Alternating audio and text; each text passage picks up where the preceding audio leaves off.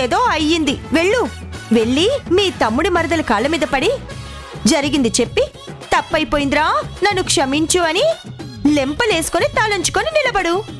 ఏంటే నేనేదో ఫీల్ అయ్యాను అని ఒక్క మాట అనేసరికి మరీ అంతలా రెచ్చిపోతున్నావు? అంతో ఇంతో ముష్టి అడుక్కోడానికి నేనేమన్నా తిక్కదానిలా కనిపిస్తున్నానా? తగ్గి సర్దుకుపోయే తత్వమే నాది కాదు. ఎవరు ఎన్ని రకాల అడ్డంకులు సృష్టించినా, నా మీద బాంబులు ప్రయోగించినా నేను భయపడేది లేదు, వెనక్కి తగ్గేదే లేదు.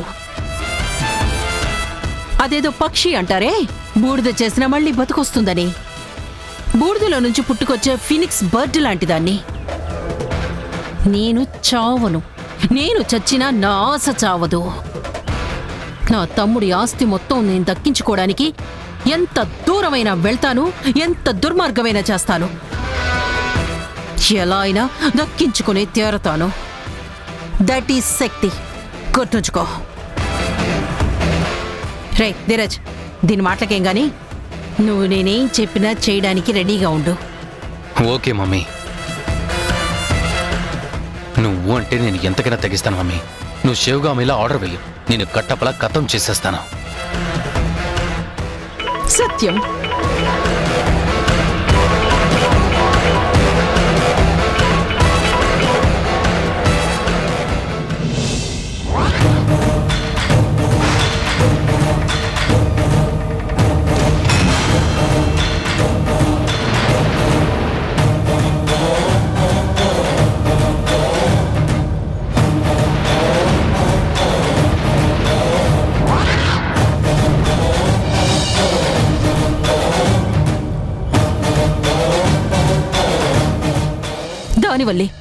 దానివల్లే ఇదంతా జరుగుతుంది.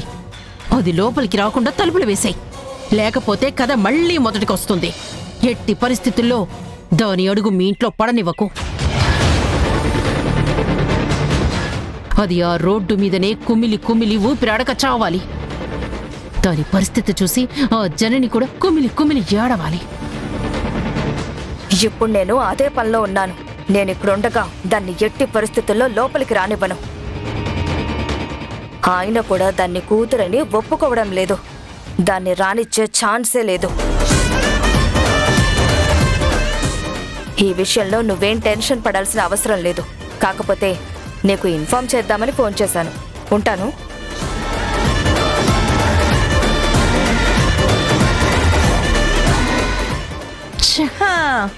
ఈ సిచ్యువేషన్ అంతా చూస్తుంటే నాకొక సిచ్యువేషనల్ సాంగ్ గుర్తొస్తుంది. శక్తి, పాడమంటావా?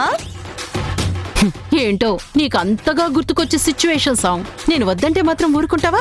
కడుపులో నుంచి తన్నుకొచ్చేస్తుంది కదా. పాడే తల్లి, పాడే.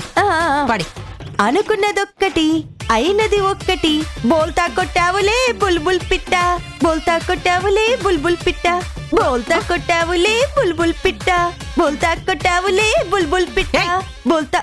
ఆపు. ఈ పాట గుర్తుకొచ్చిందా నీకు? నన్ను ఏడిపించడం అంటే అంత సరదాగా ఉందా నీకు? నిన్ను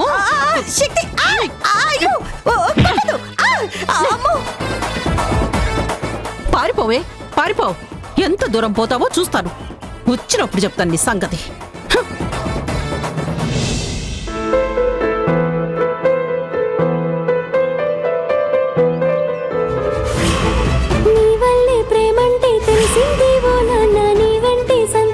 కలిసింది లేనా నీ చేతుల్లో ఉంటే భయమేదేవో నాన్న. ఒంటరిగా నేనున్నా, నా ధైర్యం నువ్వేగా. నా నీడలా నా వెనకే ఉంటూ నీ నడిపావులే నా ముందు దారులే. నా నవ్వులే నీ లోకమంటూనే నా చుట్టూ బంధాలే అన్నావు నాన్న.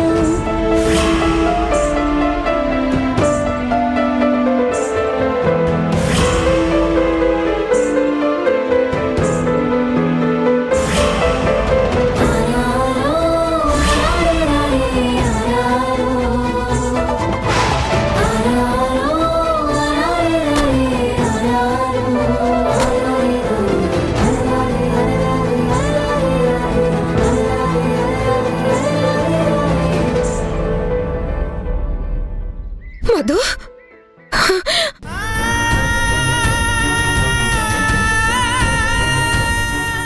మధు, ఏంటి ఇక్కడ కూర్చున్నావు? ఏమైంది? అవునమ్మా, ఇలా బయట కూర్చున్నావేంటి?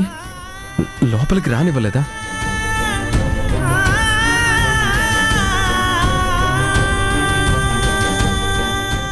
రావడానికి వీల్లేదని బయటికి గెంటేశారా?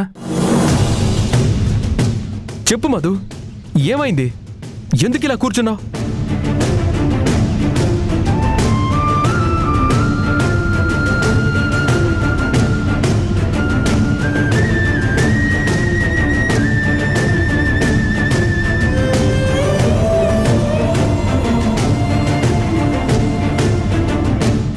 చెప్పు మధు, ఏమైంది? ఎందుకు ఇక్కడ కూర్చున్నావు? ఏంటి మధు, చెప్పు.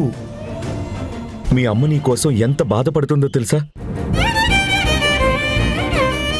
నువ్విలా వచ్చి వీళ్ళ గుమ్మం ముందు ఇలా బయట కూర్చోవడం ఏంటమ్మా? నువ్వింత మొండిగా ప్రవర్తిస్తే ఎలా చెప్పు? ఇప్పటికే మీ అమ్మ కుమిలిపోతుంది, నీ కోసం తప్పించిపోతుంది. అవును మధు, బయలుదేరిన దగ్గర నుంచి ఏడుస్తూనే ఉంది. మధు మధు అని కలవరిస్తుంది. రామ్మా, వాళ్ళు రానివ్వనప్పుడు ఈ గుమ్మం పట్టుకొని వేలాటం ఎందుకు? మన ఇంటికి మనం వెళ్ళిపోతాం పద. నీ అవమానం నా అవమానంగా భావిస్తాను. నువ్వు ఇక్కడ కూర్చోవడంలోనే అర్థమైంది వాళ్ళు నిన్ను లోపలికి రానివ్వలేదు అని.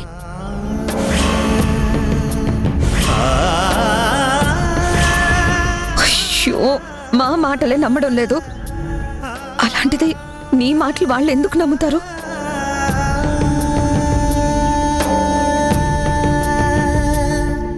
ఆరాటాన్ని అర్థం చేసుకునే మనసే ఉంటే మనుషుల్ని ఎందుకు ఇలా బయట నుంచో పెడతారు? మధు, రా, మన ఇంటికి మనం వెళ్ళిపోదాం. రా మధు, అమ్మమ్మ కూడా నీ కోసం చాలా బాధపడుతుంది.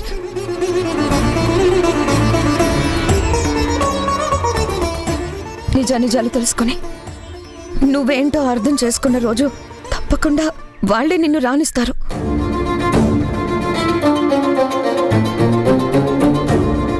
అప్పటిదాకా నీ పిలుపు వాళ్ళకి నచ్చదు, నీ రాక వాళ్ళు ఇష్టపడరు. పదమతో మన ఇంటికి మనం వెళ్ళిపోదాం. రా. అమ్మా, నాన్న అమ్మలా పెంచావు, నాన్నలా ఆదరించారు, అన్నలా పలకరించావు. నేను మీతోనే ఉంటే ప్రేమలు పెరుగుతాయే కానీ మీరు నన్ను వదిలిపెట్టలేరు. మిమ్మల్ని విడిచి రాకపోతే నాకు నా కన్న తండ్రి దక్కడు. మిమ్మల్ని బాధ పెడుతున్నందుకు నన్ను క్షమించండి.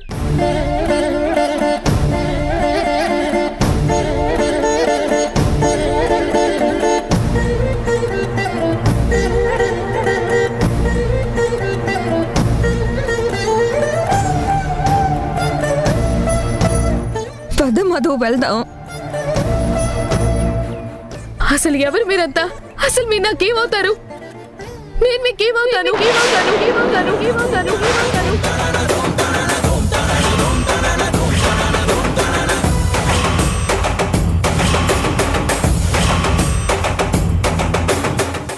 ఎందుకు మన మన అని నన్ను మీలో కలుపుకుంటున్నారు? మన ఇంటికి రా అంటున్నారు. మీకు నాకు సంబంధం ఏంటి? ఏ రిలేషన్తో నన్ను రమ్మంటున్నారు?